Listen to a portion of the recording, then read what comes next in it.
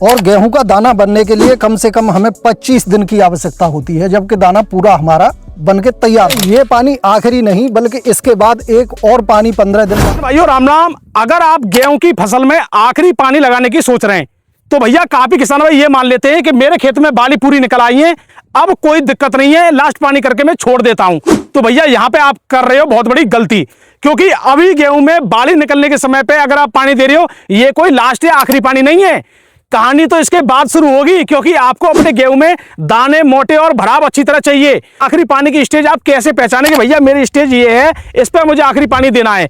और सबसे बड़ी बात है, किसान भाई पानी देने के समय पे 3 गलती कर रहे हैं इस समय। कुछ किसान भाई नहीं कर रहे हैं, लेकिन ज्यादातर किसान भाई कर भी रहे हैं, तो उन पे भी हम चर्चा करेंगे कि वो 3 गलती क्या है, उनसे किसान भाई को बचना चाहिए।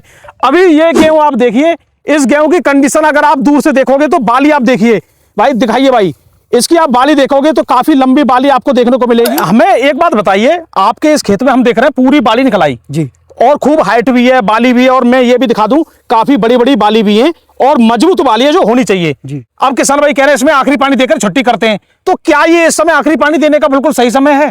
देखिए, अगर गेहूं इस समय सूखा है हमारा जी बिल्कुल, जो कि पानी की अवस्था है जी, तो उसमें ये पानी आखिरी नहीं बल्कि इसके बाद एक और पानी 15 दिन बाद हमें देना अति आवश्यक हो जाएगा, क्योंकि अभी हमारे गेहूं में दाना बनने की केवल शुरुआत हुई है। यानी इतनी मोटी बाली, इतनी मजबूत बाली है, अभी तो इसमें शुरुआत है। जी हाँ, केवल अभी इस गेहूं में हमारे में जी दाने बनने की केवल शुरुआत हुई है जी। और गेहूं का दाना बनने के लिए कम से कम हमें 25 दिन की आवश्यकता होती है, जबकि दाना पूरा हमारा बनके तैयार हो जाता है। यानी जैसे ही इस बाली पे फूल आना शुरू होता है, ये देखिए ये फूल आ रहा है, इस फूल से और दाना पूरा बनने तक 25 दिन का समय चाहिए। 25 दिन का समय चाहिए हमें गेहूं में, और उन 25 दिन में हमें पर्याप्त नमी हमारे खेत में होनी ही चाहिए। कहने का मतलब फूल चढ़ रहा है उस समय से लेकर 25 दिन तक पर्याप्त नमी चाहिए। पर्याप्त नमी गेहूं को हमारे को मिलनी चाहिए। तो ऐसा तो कोई पानी हो ही नहीं सकता फरवरी के महीने में या कोई महीने में जो गर्मी का मौसम रहता है कि 25 दिन तक नमी बनाए, एक पानी देकर 25 दिन तक नमी मतलब रहे पौधे। देखिए, एक पानी में नहीं हो सकता, लेकिन इस गेहूं में अभी 2 पानी की आवश्यकता है जी।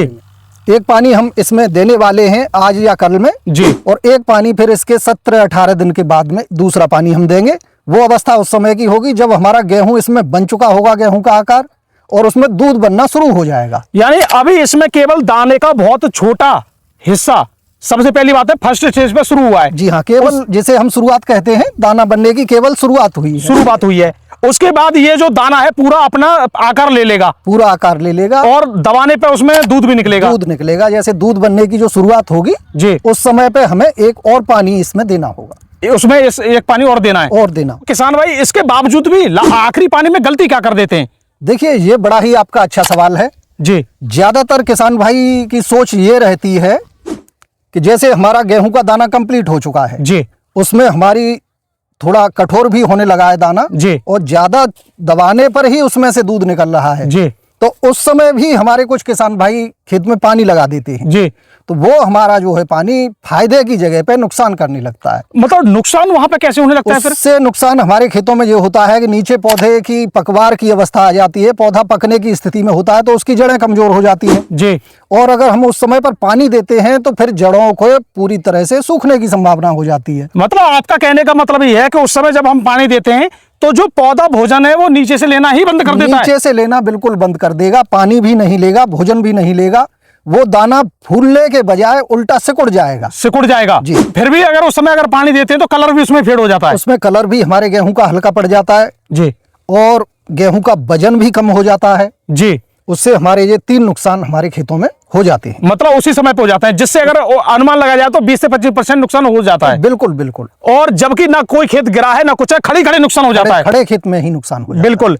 तो सर ये तो हुआ आखिरी पानी देने का सबसे बड़ा मतलब जानना पहचानना और किस समय पे देना चाहिए। बिल्कुल। आपने ये बोला है कि अभी ये दूध जैसी बाली निकल के कंप्लीट हो गई है, दूध बनने लगा है, यानी फूल चढ़ रहा है पौधे पे, अब से लेकर और 25 दिन तक नमी बरकरार रखो। बिल्कुल। चाहे आपको 1 पानी लगाना पड़े या 2 लगाने पड़े या 3 लगाने पड़े, लेकिन नमी चाहिए उसमें, जरूर नमी चाहिए, क्योंकि अलग अलग मौसम रहता है अलग अलग जगह पर। काफी जगह गर्म हवा चल रही है जो पानी को 3 दिन में सुखा रही है, तो इस हिसाब से उनको पानी की उचित मात्रा रखनी पड़ेगी। लेकिन अभी हमें एक और यहाँ पे बात जोड़ना चाहेंगे, कुछ किसान भाई क्या कह रहे हैं, नीचे से और पौधे आ रहे हैं उनमें बाली निकल रही है, यानी लेट बाली निकल रही है, और ऊपर की बाली पूरी कंप्लीट हो रही है। तो वो ये कह रहे हैं कि नीचे की बाली भी मजबूत हो जाएगी, दाना मोटा हो जाएगा और बाली लंबी हो जाएगी। उसके लिए वो खाद लगा रहे हैं, यानी यूरिया खाद डाल रहे हैं साथ में। जी देखिए, ऐसी अवस्था में खाद की तो हमारी फसल को कोई आवश्यकता ही नहीं है, क्योंकि जो बाली नीचे से आ रही है हमारे फुटाव की, वो अक्सर आप देखते होंगे कि कुछ खेत जो लेट बुवाई होती है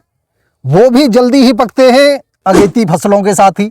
जी, यही हिसाब हमारे खेतों में होता है, क्योंकि जो लेट बाली आ रही है वो बाली पकने में हमारी ज्यादा टाइम नहीं लेगी। जी, हालांकि उसमें दाने भी कम होंगे, गेहूं की मोटाई भी कम ही रहेगी थोड़ी, लेकिन पकने में ज्यादा टाइम नहीं लेगी। पकेंगे साथ में, पकेंगे साथ में ही।